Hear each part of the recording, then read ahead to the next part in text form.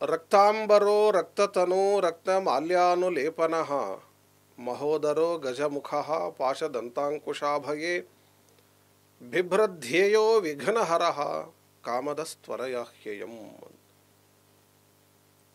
ಸ್ವಸ್ತಿಸ್ತು ಸತಾಂ ಅಶೇಷ ಸನ್ಮಂಗಳಾನಿ ಭವಂತು. ಭಾದ್ರಪದ ಮಾಸದಲ್ಲಿ ನಾನಾ ವಿಧವಾದ ಆಚರಣೆಗಳನ್ನು ಶಾಸ್ತ್ರ ಹೇಳಿದೆ. ನಾನಾ ದೇವತೆಗಳನ್ನು ಪೂಜಿಸುವ ಆರಾಧಿಸುವ ವಿಚಾರಗಳನ್ನೆಲ್ಲ ನಿರೂಪಣೆಯನ್ನು ಮಾಡಿದೆ. ಅದರಲ್ಲಿ ಪ್ರಧಾನವಾಗಿ ಗಣಪತಿ ಎಂಬುದಾಗಿ ಪ್ರಸಿದ್ಧನಾದಂತಹ ದೇವತೆ, ಎಲ್ಲ ವಿಧವಾದ ವಿಘ್ನಗಳ ಪರಿಹಾರಕ್ಕಾಗಿ ಆ ದೇವತೆಯನ್ನು ಆರಾಧನೆ ಮಾಡಬೇಕು ಅಂತ ಶಾಸ್ತ್ರದ ಅಭಿಪ್ರಾಯ ಇದೆ.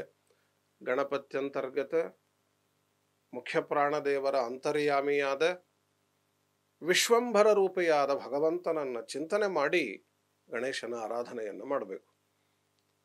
ಆ ವಿಶ್ವಂಭರನ ವಿಶೇಷವಾದಂತಹ ಆರಾಧನೆಯನ್ನು ಮಾಡಿ ಗಣಪತಿ ತಾನು ಗಜಮುಖನಾದ ಅಂತನ್ನುವ ಅಭಿಪ್ರಾಯವನ್ನು ಶಾಸ್ತ್ರ ಹೇಳಿಕೊಡುತ್ತವೆ. ಪ್ರಸ್ತುತ ಅಪವಾದ ಹರಂ ಚೈವ ಸರ್ವ ವಿಘ್ನ ವಿನಾಶನಂ ಚತುರ್ಥಿ ಗಣನಾಥಸ್ಯ ಅನ್ನುವುದಾಗಿ ಪುರಾಣವು ಹೇಳುವಂತೆ, ಗಣೇಶನ ಆರಾಧನೆ ಅದು ನಮ್ಮ ಎಲ್ಲ ವಿಧವಾದ ಅಪವಾದಗಳ ಪರಿಹಾರಕ ಅಂತ. ನಿಷ್ಕಾರಣವಾಗಿ ಅಪವಾದಗಳು ಬರ್ತಿರ್ತವೆ.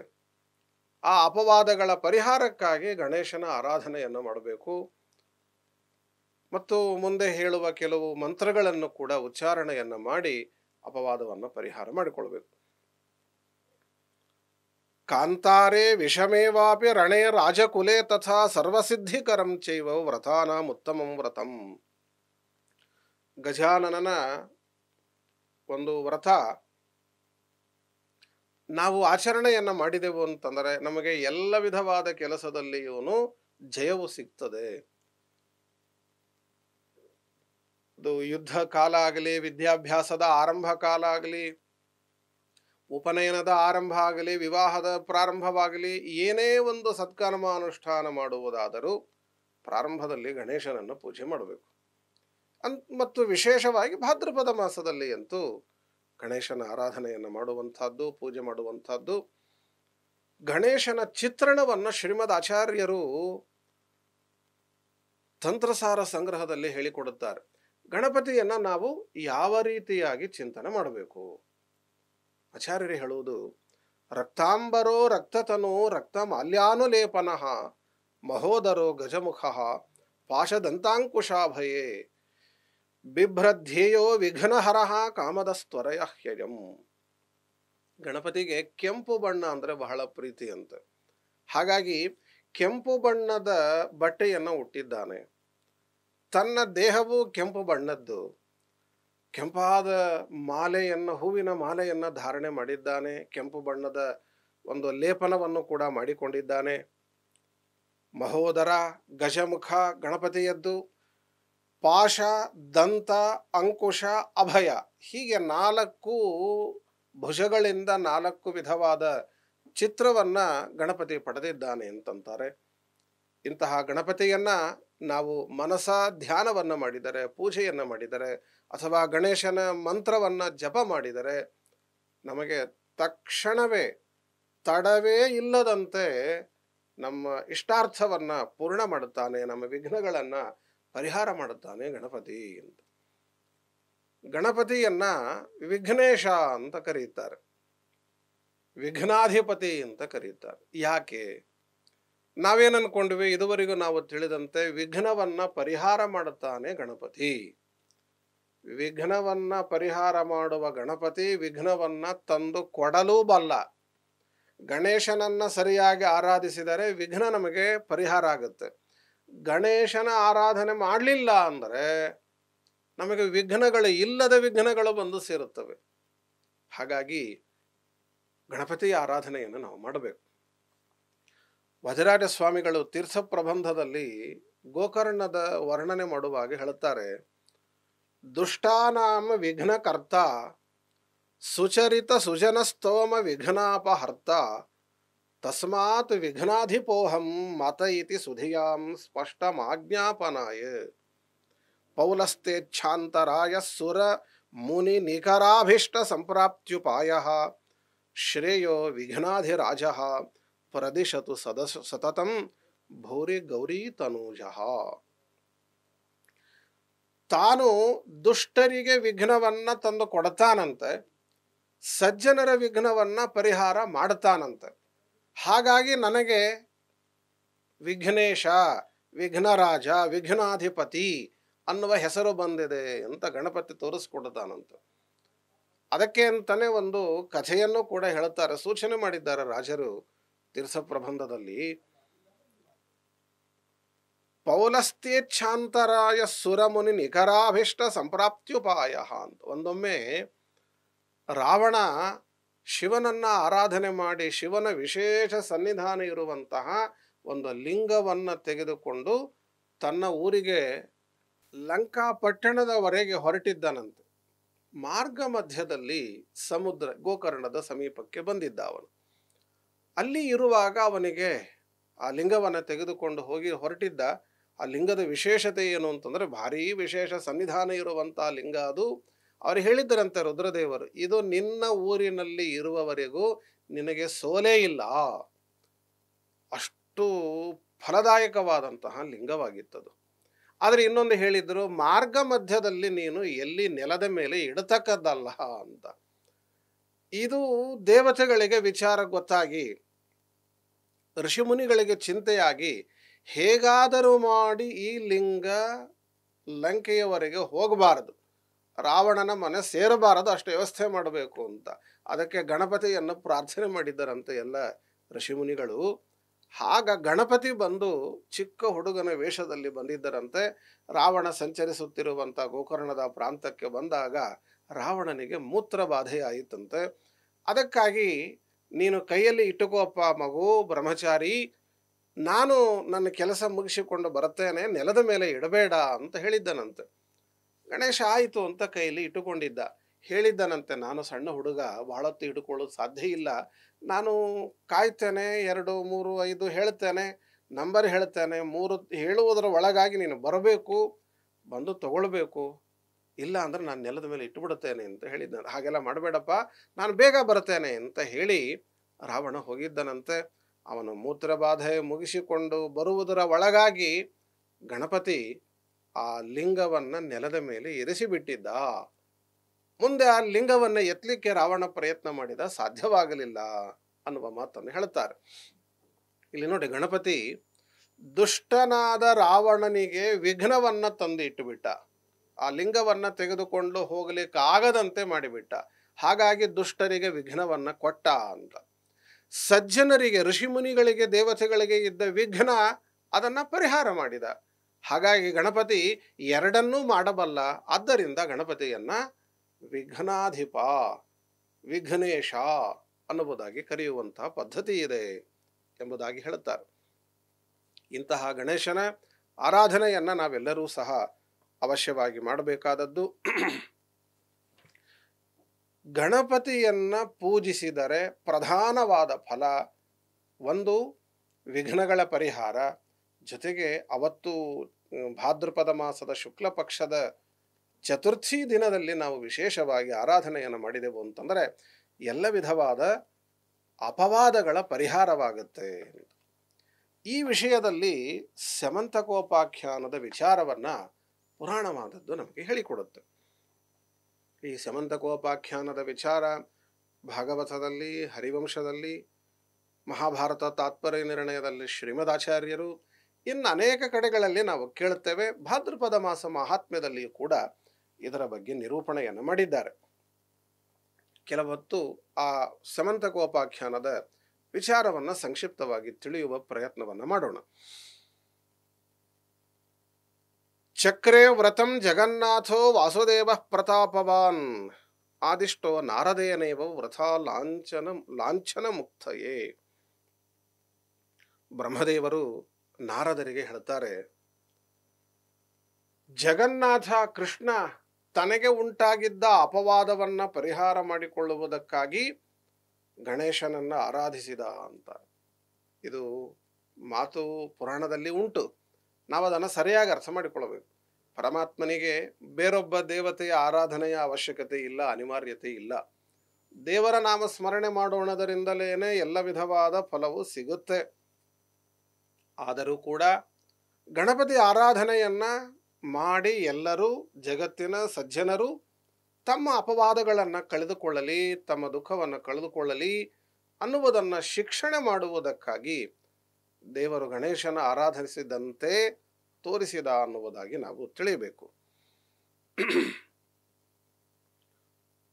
ಆ ಸಮಂತಕೋಪಾಖ್ಯಾನದ ಕಥೆಯನ್ನು ವಿಸ್ತಾರವಾಗಿ ಹೇಳಿದ್ದಾರೆ. ದ್ವಾರಕಾ ಪಟ್ಟಣದಲ್ಲಿ ಕೃಷ್ಣದೇವರು, ಕೃಷ್ಣನ ಜೊತೆಗೆ ಯಾದವರು ಲಕ್ಷಾಂತರ ಜನ, ಕೋಟಿ ಕೋಟಿ ಜನ ವಾಸವನ್ನು ಮಾಡಿಕೊಂಡು ಇದ್ದಾರೆ.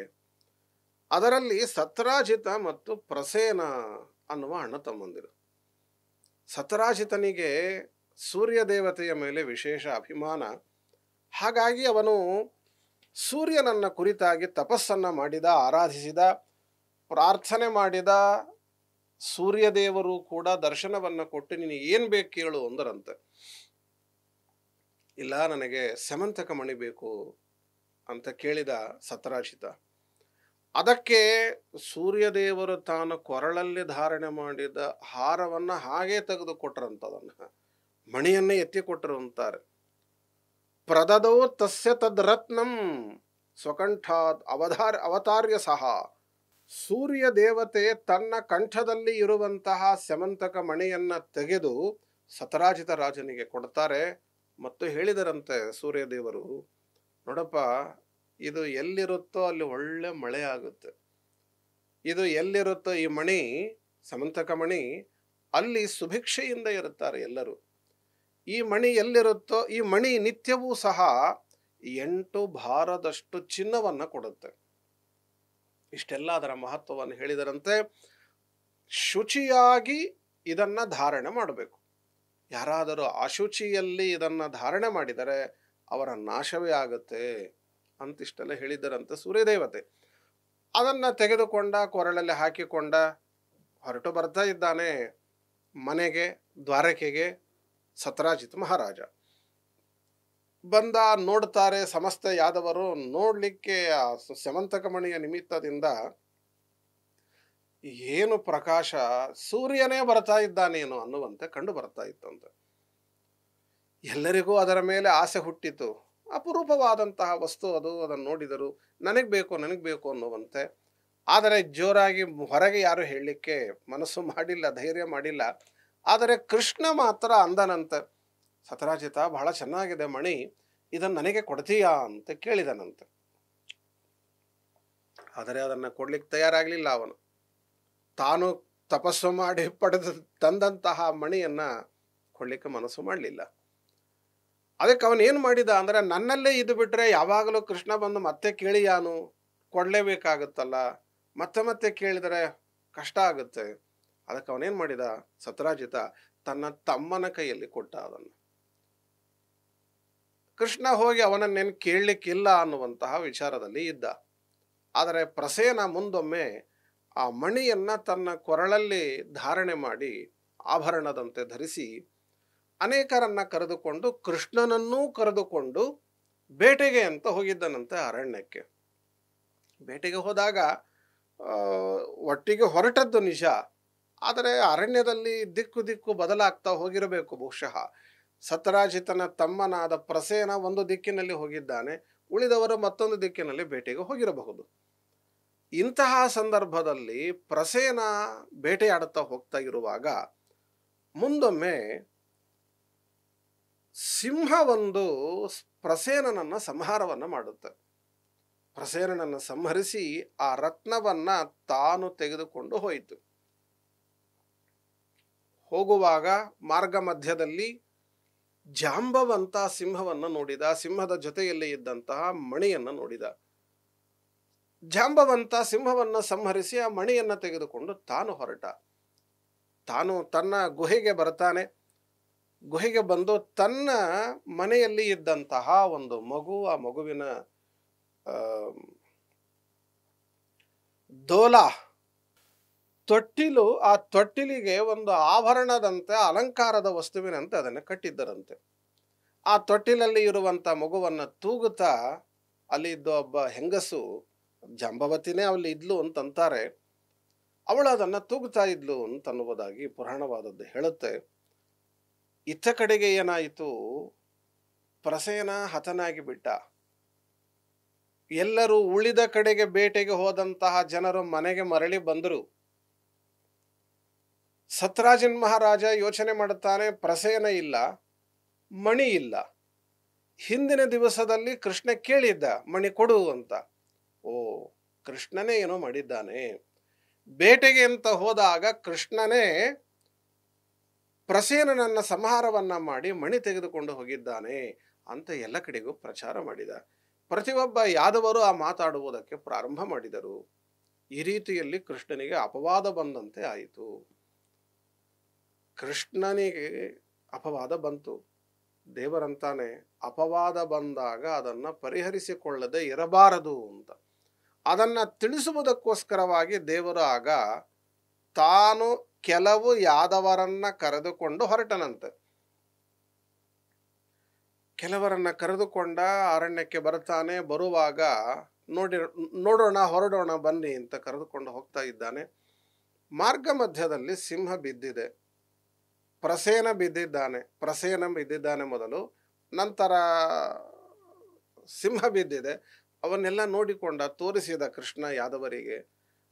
ಅಲ್ಲಿ ಜಾಂಬವಂತನ ಹೆಜ್ಜೆಯನ್ನ ಗಮನಿಸಿ ಜಾಂಬವಂತನ ಗುಹೆಯವರೆಗೂ ಹೋದರು. ನಡೀರಿ ಒಳಗೆ ಹೋಗೋಣ ಅಂದ ಕೃಷ್ಣ. ಇಲ್ಲ ಕೃಷ್ಣ, ಕತ್ತಲು ಗಾಢಾಂಧಕಾರ, ನಾವು ಬರಲಾರೆವು, ನಾವು ಹೊರಗೆ ಇರ್ತೇವೆ ಎಂದು. ಹಾಗಾದರೆ ಕೃಷ್ಣ ಹೇಳಿದ, ನೀವು ಹೊರಗಿರಿ, ನಾವು ಒಳಗೆ ಹೋಗಿ ಬರ್ತೇನೆ ಅಂತ. ಕೃಷ್ಣದೇವರು ಗುಹಾ ಪ್ರವೇಶವನ್ನು ಮಾಡುತ್ತಾರೆ. ಬಹಳಷ್ಟು ಹೊತ್ತು ಏನು ದಿನಗಳೇ ಕಳೆದವು ಅಂತಾರೆ. ಒಳಗೆ ಹೋಗ್ತಾನೆ. ಅಲ್ಲಿದ್ದ ಜಾಂಬವಂತನ ಜೊತೆಯಲ್ಲಿ ಯುದ್ಧವನ್ನು ಮಾಡುತ್ತಾನೆ. ಜಾಂಬವಂತ ಹಿಂದೆ ಕೃಷ್ಣನೇ ರಾಮನಾಗಿರುವಾಗ ವಿಶೇಷ ಸೇವಾ ಮಾಡಿದ ವ್ಯಕ್ತಿ, ಕೃಷ್ಣನ ಮಾವನಾಗಬೇಕು ಅನ್ನುವುದಕ್ಕಾಗಿ ಅಲ್ಲಿಂದ ಇಲ್ಲಿಯವರೆಗೂ ಬದುಕಿದ್ದ ವ್ಯಕ್ತಿ. ಆದರೆ ಗೊತ್ತಾಗಿಲ್ಲ ಅವನಿಗೆ ಕೃಷ್ಣನ ದೇವರು ಅಂತ. ಮೊದಲು ಯುದ್ಧವನ್ನು ಮಾಡಿದ ಆ ಸಮಂತಕಮಣಿಯ ನಿಮಿತ್ತವಾಗಿ. ಮುಂದೊಮ್ಮೆ ತಾನು ಕೃಷ್ಣನಿಂದ ಸೋತಾಗ ಜಾಂಬವಂತನಿಗೆ ಯೋಚನೆ ಬಂತು, ಗೊತ್ತಾಯಿತು ಇವನು ಸಾಮಾನ್ಯ ಮನುಷ್ಯನಾಗಿರಲಿಕ್ಕೆ ಸಾಧ್ಯ ಇಲ್ಲ, ಇವನು ಸಾಕ್ಷಾತ್ ದೇವರೇ ಇರಬೇಕು ಅಂತ. ಆಗ ಕೃಷ್ಣನೂ ಸಹ ತನ್ನ ರಾಮರೂಪವನ್ನು ತೋರಿಸ್ತಾನೆ, ಕೃಷ್ಣ ರೂಪವನ್ನು ತೋರಿಸ್ತಾನೆ, ತನ್ನ ಜ್ಞಾನೋದಯ ಅವನಿಗೆ ಆಗುವಂತೆ ಮಾಡುತ್ತಾನೆ, ಅನುಗ್ರಹವನ್ನು ಮಾಡುತ್ತಾನೆ. ಜಾಂಬವಂತನಿಗೆ ಕೃಷ್ಣನ ಬಗ್ಗೆ ಪರಿಪೂರ್ಣ ಮಟ್ಟದ ಜ್ಞಾನ ಯಾವಾಗ ಉಂಟಾಯಿತೋ, ಎಚ್ಚರ ಉಂಟಾಯಿತೋ, ಆಗ ಸಮಂತಕ ಮಣಿಯನ್ನ ಕೃಷ್ಣನಿಗೂ ಕೊಟ್ಟ, ಕ್ಷಮೆಯನ್ನ ಕೇಳಿ, ಅಲ್ಲದೆ ಜಾಂಬವತಿಯನ್ನು ಸಹ ವಿವಾಹವನ್ನು ಮಾಡಿಕೊಟ್ಟ ಕೃಷ್ಣನಿಗೆ ಅಂತ. ಕೃಷ್ಣದೇವರು ಜಾಂಬವತಿಯನ್ನ ಮತ್ತು ರತ್ನವನ್ನ ತೆಗೆದುಕೊಂಡು ಊರಿಗೆ ಹೊರಟು ಬರುತ್ತಾರೆ. ಊರಿಗೆ ಬಂದ ಮೇಲೆ ಸತ್ರಾಜಿತಸ್ಯ ಮಾಣಿಕ್ಯಂ ದತ್ತವಾನ್ ಸಂಸದಿ ಸ್ಥಿತಃ. ಆ ಕೃಷ್ಣದೇವರು ಬಂದು ಊರಿಗೆ ಎಲ್ಲ ಸಭೆಯನ್ನ ಸೇರಿಸಿ ಎಲ್ಲರ ಎದುರಿನಲ್ಲಿ ಸತ್ರಾಜಿನ್ ಮಹಾರಾಜನಿಗಾಗಿ ಮಣಿಯನ್ನ ಕೊಟ್ಟ. ನೋಡಪ್ಪ, ಮಣಿ ಇಲ್ಲಿದೆ, ನಿನ್ನ ಮಣಿ ಏನಾಗಿತ್ತು ನೋಡಿಕೋ. ಯಾದವರ ಎಲ್ಲರಿಗೂ ತೋರಿಸ್ತಾನೆ ದೇವರ ಸಭೆಯಲ್ಲಿ ತೋರಿಸಿದ ಅಂತ. ಏಕಾಂತದಲ್ಲಿ ಕೊಡಲಿಲ್ಲ ಮಣಿಯನ್ನು. ಆವಾಗ ಎಲ್ಲರಿಗೂ ಕೃಷ್ಣನ ಬಗ್ಗೆ ಎಚ್ಚರವಾಯಿತು. ಕೃಷ್ಣನ ಬಗ್ಗೆ ತಪ್ಪಾಗಿ ತಿಳಿದದ್ದರ ಸರಿಯಾದ ತಿಳುವಳಿಕೆ ಅವರಿಗೆ ಉಂಟಾಯಿತು ಅನ್ನುವುದಾಗಿ ಪುರಾಣವು ತಿಳಿಸಿಕೊಡುತ್ತದೆ. ಆನಂತರದಲ್ಲಿ ಸತ್ರಾಜಿತ ರಾಜನಿಗೂ ಚಿಂತೆಯಾಯಿತು. ತಪ್ಪು ಮಾಡಿದೆ, ಎಂತಹ ಕೆಟ್ಟ ಕೆಲಸ ಮಾಡಿದೆ, ಕೃಷ್ಣನಿಗೆ ಇಲ್ಲ ಸಲ್ಲದ ಅಪವಾದವನ್ನು ಹೇರಿದನಲ್ಲ ಅಂತ. ಅದರ ಪರಿಹಾರಕ್ಕಾಗಿ ಸತ್ರಾಜಿತ ಕೃಷ್ಣನಿಗೆ ತನ್ನ ಮಗಳನ್ನು ಮದುವೆ ಮಾಡಿಕೊಡುತ್ತಾನೆ. ಸಾಕ್ಷಾತ್ ಲಕ್ಷ್ಮೀದೇವಿಯರ ಅವತಾರ ಭೂತರಾದ ಸತ್ಯಭಾಮಾದೇವಿಯನ್ನ ವಿವಾಹವನ್ನು ಮಾಡಿಕೊಡುತ್ತಾನೆ.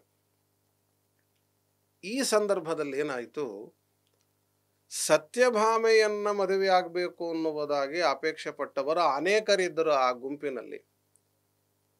ಅದರಲ್ಲಿ ಪ್ರಧಾನ ಅಕ್ರೂರ ಶತಧನ್ವಾದ್ಯಾಹ ಯಾದವಾಹ ದುಷ್ಟಚೇತಸಃ ಸತ್ರಾಜಿತೇರತೆ ವೈರಂ ಚಕ್ರುಹು ಕನ್ಯಾಭಿಲಾಷಿಣಃ. ಅಕ್ರೂರ, ಶತಧನ್ವ ಹೀಗೆಲ್ಲ ಇದ್ರು. ಸತ್ಯಾದೇವಿಯನ್ನು ವಿವಾಹ ಮಾಡಿಕೊಳ್ಳಬೇಕು ಅನ್ನುವಂಥ ಅಪೇಕ್ಷೆಯಲ್ಲಿ ಇದ್ದವರ, ಆದರೆ ಇಲ್ಲಿ ಕಾರಣಾಂತರದಿಂದ ಕೃಷ್ಣನಿಗೆ ಮದುವೆ ಮಾಡಿಕೊಟ್ಬಿಟ್ರು.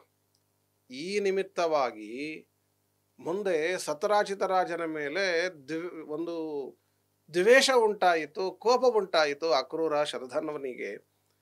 ಅದಕ್ಕೆ ಅವರೇನು ಮಾಡಿದರು, ಶತಧನ್ವ ಇವನು ಕೃಷ್ಣ ಊರಲ್ಲಿ ಇಲ್ಲದೇ ಇರುವಂತಹ ಕಾಲದಲ್ಲಿ ಆ ಸತರಾಜಿತ ರಾಜನನ್ನು ಸಂಹಾರವನ್ನು ಮಾಡಿಬಿಡುತ್ತಾರೆ. ಮಣಿಯನ್ನ ತೆಗೆದುಕೊಂಡು ಓಡಿ ಹೋಗ್ತಾರೆ. ಇದಕ್ಕೆ ಅಕ್ರೂರನದ್ದು ಸಹ ಸಹಾಯ ಇರುತ್ತೆ. ಮಣಿಯನ್ನು ತೆಗೆದುಕೊಂಡು ಓಡಿದ. ಮಣಿಂ ಜಗ್ರಾಹ ಪಾಪಧೀಹಿ.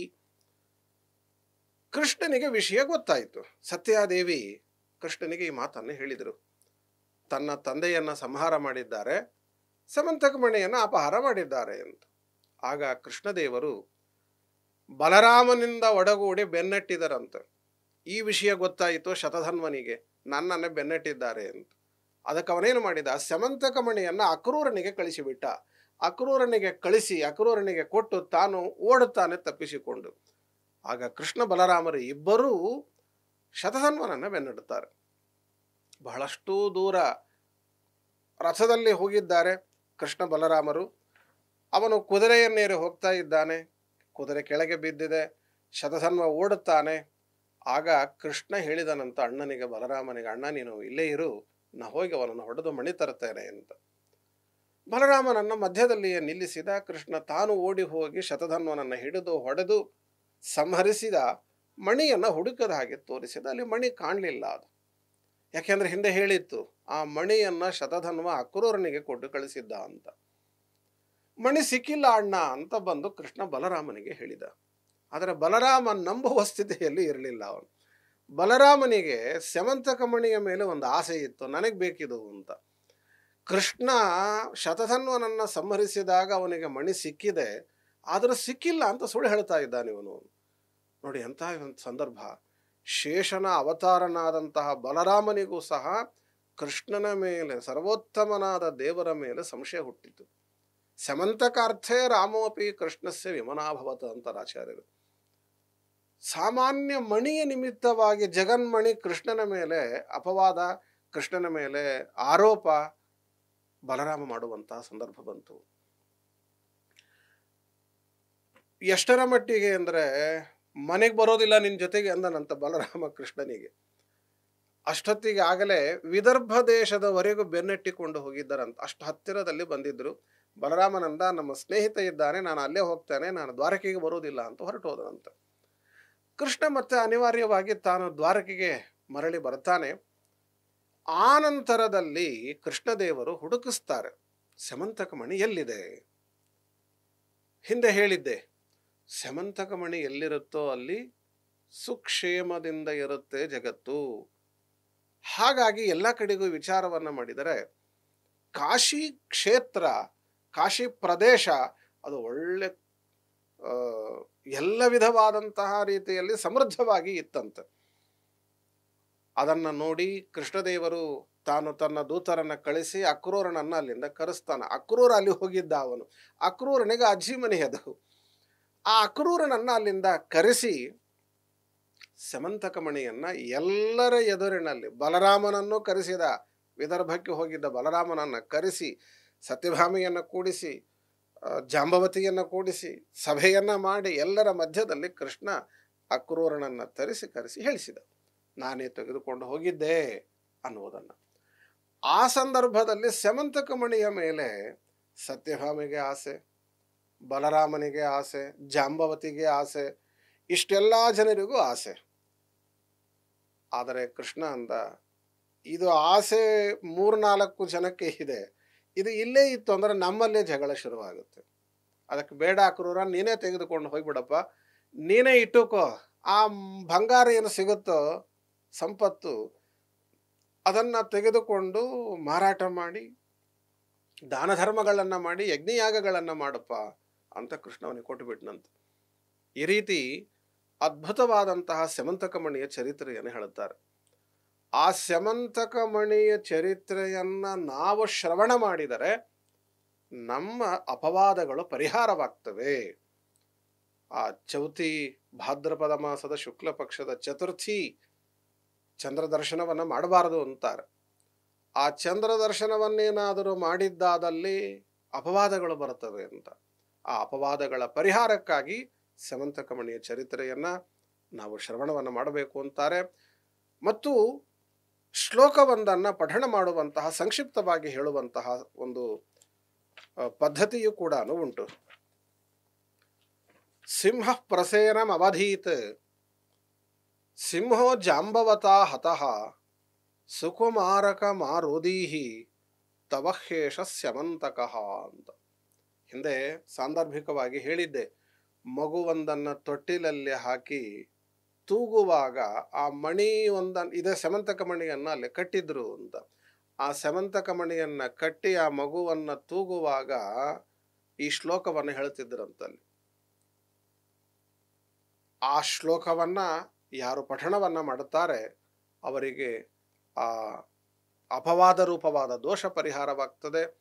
ಸ್ಯಮಂತಕಮಣಿಯ ಚರಿತ್ರೆಯನ್ನು ಯಾರು ಶ್ರವಣ ಮಾಡುತ್ತಾರೋ ಅವರಿಗೆ ಎಲ್ಲ ವಿಧವಾದ ದೋಷಗಳು ಪರಿಹಾರವಾಗ್ತವೆ ಅಂತ ಹೇಳುತ್ತಾರೆ. ಇದಲ್ಲದೆ ಗಣಪತಿಯ ಹುಟ್ಟು, ಗಣಪತಿಯ ಒಂದು ನಾನಾ ವಿಧವಾದ ಚರಿತ್ರೆಗಳನ್ನು ಸಹ ನಾವು ಅನೇಕ ಪುರಾಣಗಳಲ್ಲಿ ನಾವು ಕೇಳುತ್ತೇವೆ. ಕೊನೆಯದಾಗಿ ಗಣೇಶನನ್ನು ನಾವು ಏನು ಪ್ರಾರ್ಥನೆ ಮಾಡಬೇಕು?